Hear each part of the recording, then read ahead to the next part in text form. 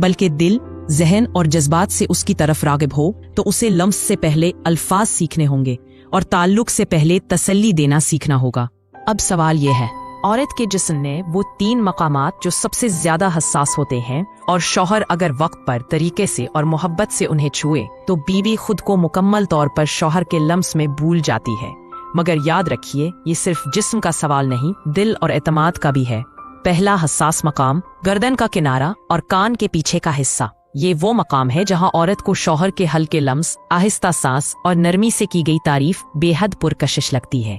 अगर शौहर सिर्फ 2 मिनट भी इस जगह पर तवज्जो दे, आहिस्ता से लबों को करीब करे, नरम आवाज में कहे तुम मेरे लिए सब कुछ हो, तो बीवी की सारी थपन, सारा बोझ एक लम्हे में पिघलने लगता है। दूसरा हसास मकाम हाथों की पश्त और कलाई। औरत को वो लम्हात याद रहते हैं जब शौहर उसके हाथ को थामता है, बगैर जल्दी किए, मोहब्बत से, जैसे कोई खजाना छू रहा हो।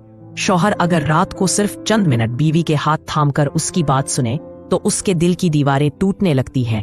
बीवी सोचती है काश ये लम्हा रुक जाए। तीसरा हसास मकाम पीठ का दरमियानी हिस्सा, यानी कमर के दरमियान की लकीर। ये हिस्सा औरत के लिए तब हसास बनता है जब वो अपने शौहर पर मुकम्मल एतमाद करती है। जब शौहर प्यार से हाथ पीछे ले जाकर उसकी कमर पर रखता है, बगैर किसी गलत नियत के, सिर्फ एहसास देने के लिए, तो बीवी को यूं लगता है जैसे वो महफूज तरीन जगह पर है।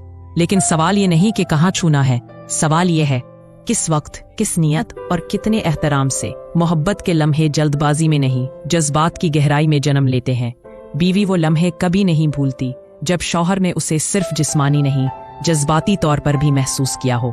अगर आप चाहते हैं कि आपकी बीवी सिर्फ आपके लम्स से बेखुद हो जाए, तो पहले उसे ये यकीन दिलवाएं तुम मेरे लिए काबिल इज्जत हो, सिर्फ काबिल ख्वाहिश नहीं। तब लम्स में सिर्फ गर्मी नहीं, सुकून भी होगा। और यही वो राज है जिससे निकाह के बंधन में मोहब्बत नहीं जान पाती है। अब हम बात करेंगे उन 4 लम्हात की जिनमें अगर शौहर बीवी को गले लगाए तो बीवी को ऐसा सुकून मिलता है जैसे बरसों की दुआएं पूरी हो गई हों। पहला लम्हा, जब बीवी थकी हुई हो, काम, बच्चों, जिम्मेदारियों से बोझल दिन, और उस थकन में शौहर पीछे से आकर खामोशी से गले लगा ले तो बीवी के दिल की थकन उतरने लगती है। वो लम्स उसके दिल को कहता है मैं हूँ, तुम अकेली नहीं हो।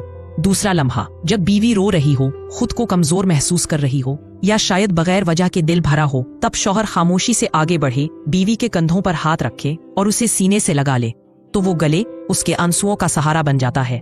बीवी दिल से शुक्र अदा करती है कि मेरा मर्द सिर्फ मेरा मुहाफिज ही नहीं, मेरा मसीहा भी है।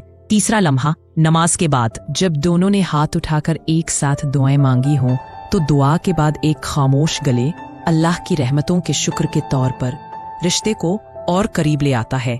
ये वो गले होते हैं जो रूह तक को छू जाते हैं। चौथा लम्हा, जब बीवी कुछ खास पहन कर आए, बीवी ने शौहर के लिए खास लिबास पहना हो, बाल संवारे हो, खुशबू लगाई हो, तब शौहर का गहरा मुस्कुराते हुए गले लगाना बीवी को ये यकीन दिलाता है कि वो आज भी उतनी ही हसीन है, इतनी ही खास है।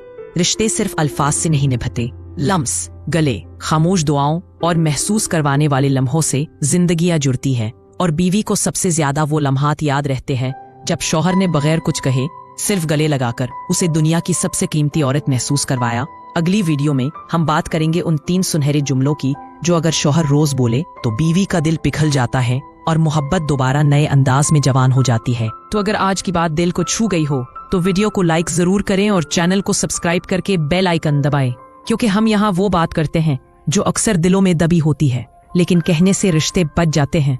अल्लाह आपके रिश्ते सलामत रखे और आपको वो मोहब्बत दे जो बेगर्ज हो, बेहद हो। अल्लाह हाफिज।